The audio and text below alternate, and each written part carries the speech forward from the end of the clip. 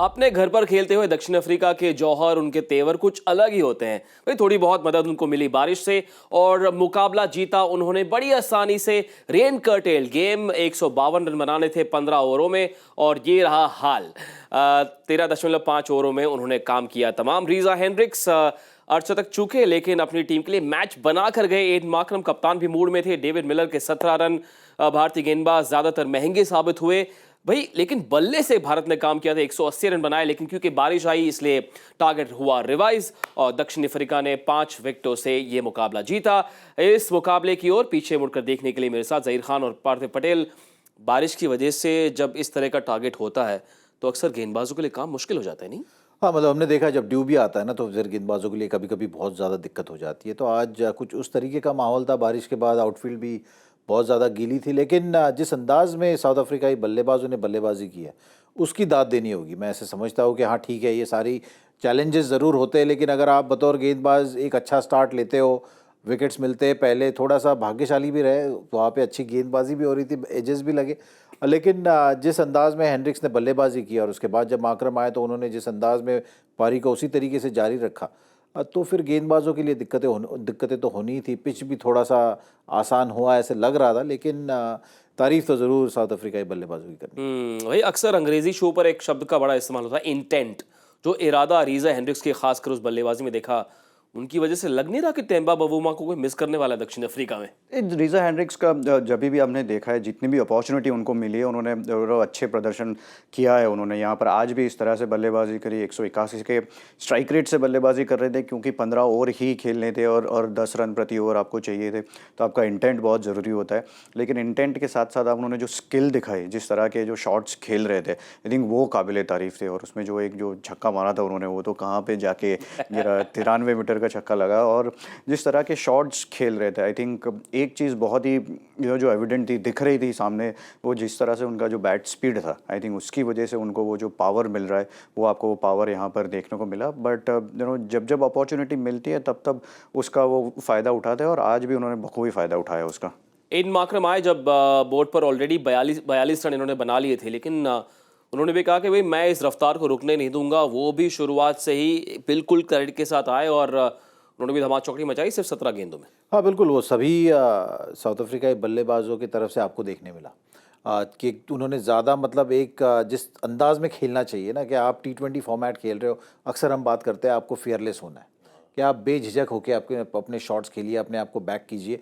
ये format allow करता है वो चीज़ करने के लिए, लेकिन बतौर टीम एक थिंक टैंक आपको साथ में जुड़ के वो चीज़ कॉन्शियसली भी करनी होती है। तो आज कुछ उस तरीके का अंदाज साउथ अफ्रीकाई बल्लेबाजों से दिखा और कप्तान माकरम भी कहाँ पर पीछे नहीं हटे, क्योंकि बतौर कप्तान आपको हमेशा वो एक लीड बाय एग्जाम्पल कहते हैं ना, कि आप कप्तान हो, अगर आप कुछ बात कर रहे हो, आप दूसरे प्लेयरों से एक्सपेक्ट कर रहे हो, तो पहले आपको भी वो चीज़ करनी होती है। तो आज कुछ उस अंदाज में ही इन्होंने बल्लेबाजी। भाई 54 रनों की साझेदारी थी, जिसकी वजह से ये मैच भारत से दूर खींच ले गए। उसके बाद फिर मिलर के रन, फेक्लुकोवा के रन और मुकाबला बड़ी आसानी से 14वें ओवर में ही दक्षिण अफ्रीका ने जीत लिया। गेंदबाजी की थोड़ी सी बात करें, मुश्किल थी कंडीशंस, बॉल भी गीली हो गई थी, आउटफील्ड की भी मदद थोड़ी सी मिली उनको, पिच में भी आसानी थी, लेकिन 14वां ओवर रविंद्र जाडेजा ने किया। जैक, जब ओवर्स कम हो जाते हैं कप्तान के लिए भी थोड़ा सा मुश्किल हो जाता है कि कैसे करे, खासकर कंडीशन जब ऐसी हो। जिस तरीके से गेम जाता है आप उस तरीके से कोशिश करते हो संभालने की गेम को। तो फिर आज ऊपर से तो इतना दबाव डाला था गेंदबाजों के ऊपर।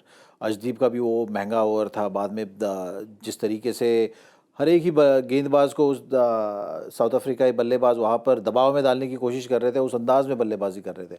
तो पहले आपने पावर प्ले में भी देखा ना, तो सूर्या ने एक ओवर दिया था सिर्फ गेंदबाजों को, क्योंकि वो कोशिश कर रहे थे अपनी तरफ से कि क्या बदलाव कर सकते हैं, किस तरीके से चीज़ें कंट्रोल कर सकते हैं। तो हमने तो ये तो देखा है सूर्या की कप्तानी में कि जब भी तेज़ गेंदबाज को अगर थोड़े रन्स जाते हैं तो वो बहुत जल्दी स्पिनर्स की तरफ रुख कर लेते हैं अपना। तो आज भी उन्होंने वैसी कोशिश की, लेकिन कुलदीप ज़्यादातर पावर प्ले में करते नहीं है गेंदबाजी, तो बिश्नोई की हो सकता है उन्हें आज ज़रूर वो कमी खली होगी। लेकिन जब आप 5 गेंदबाजों से खेलते हो तो फिर कभी कभी आपको ये रोटेट करने में भी उस तरीके की दिक्कत होती है, और आपको गेम कंट्रोल करने के लिए आप निर्णय लेते जाते हो, और उसमें फिर एक आध गेंदबाज, जैसे आज रविंद्र जडेजा का आप 14वां ओवर जो बात कर रहे हैं, उस तरीके से आपको चीज़ें देखने मिलती है। तो अच्छी बल्लेबाजी की, गेंदबाजों के ऊपर दबाव बनाए रखा, और वो जब गेंदबाजों के ऊपर दबाव होता है तो कप्तान के ऊपर भी वो दबाव जाता है, तो आप उस तरीके का आज आपको गेम देखने में। भाई सारी कड़ियाँ जुड़ी हुई होती है, खासकर इस फॉर्मेट में जहाँ पर बड़ी जल्दी जल्दी निर्णय लेने पड़ते हैं, थोड़ा रैपिड चेस वाला मामला होता है।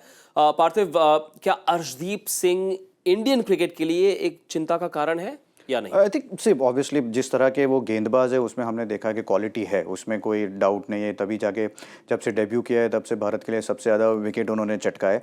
लेकिन जो एक चीज़ जो देखने में आ रही थी कि वो जो इन स्विंग जो उनको मिल रहा था वो थोड़ा सा कम हुआ है। तो आई थिंक वो खुद भी सोच रहे होंगे कि उसको किस तरह से वापस लाया जाए। और जब आप इतना सारा क्रिकेट खेलते रहते हैं तब आपका फॉर्म कभी ऊपर नीचे होता रहता है। बट यहाँ पर ऐसा तो बिल्कुल नहीं कह सकते कि इंडियन क्रिकेट के लिए एक बहुत बड़ा कंसर्न वाला काम है। लेकिन ऑब्वियसली वो खुद सोच रहे होंगे कि ब्रो थोड़े ऑफ कलर है, तो किस तरह से वापस वो गेंद को अंदर लाया जाए। क्योंकि जब लेफ्टी गेंदबाज गेंद को अंदर लाता है राइटी बैट्समैन को, तो वो बहुत ही डेंजरस बॉल हो जाता है। और वो हमने देखा भी, उन्होंने बहुत बार किया हुआ है। तो आई थिंक वो सोचेंगे ज़रूर उस साइड पे कि वो किस तरह से वो जो मेरा इन स्विंग है उसको वापस लाया जाए।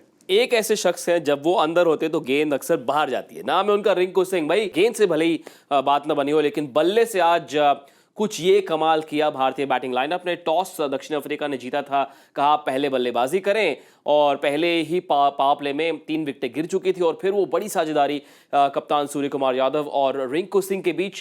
पहले बात करेंगे हम रिंकू की। 68 नॉट आउट से 39 गेंदों में ये सिर्फ फिनिशर नहीं है, एक और बार साबित की इन्होंने बात। हाँ बिल्कुल, और देखिए आज तो बहुत जल्दी बल्लेबाजी करने का इन्हें मौका मिला था। तो अक्सर आप देखते हो जब 3 विकेट पावर प्ले में गिर जाते हैं ना, तो किसी टीम के लिए उतनी आसानी नहीं होती है। लेकिन ये खिलाड़ी जितने इन्हें मौके मिल रहे हैं, और अलग अलग जगह पे मौके मिल रहे हैं, अलग अलग सिचुएशन में मौके मिल रहे हैं, ये सिचुएशन के हिसाब से बल्लेबाजी करना पसंद करते हैं। तो ये एक बहुत इनकी अच्छी खूबी है। और जिस पोजीशन में ये बल्लेबाजी करते हैं, अगर आपके पास ऐसा खिलाड़ी हो जिस तरीके से ये अपने आप को ढाल रहे हैं अंतर्राष्ट्रीय क्रिकेट में, वो एक बहुत पॉजिटिव मैं समझता हूँ भारतीय टीम के लिए ज़रूर होगा। क्योंकि आज के भी ये जो 174 का आपको स्ट्राइक रेट नज़र आ रहा है, ये इस तरीके से इस अंदाज में इन्होंने पारी की शुरुआत नहीं की थी जी। काफ़ी समय लिया पहले। और अगर आप देखोगे कि जितने चौके मारे और जितने छक्के मारे, जब ये बिल्कुल बाद में बल्लेबाजी करने आते तो फिनिशर के रूप में आप क्या सोचते हो, बड़े शॉट सोचते हो। लेकिन आज ये इतने जल्दी बल्लेबाजी करने आए थे 6 या 7वें ओवर में, तो इन्होंने अपने आप को उस तरीके के शॉट्स या ऑप्शंस की तरफ नहीं डाला।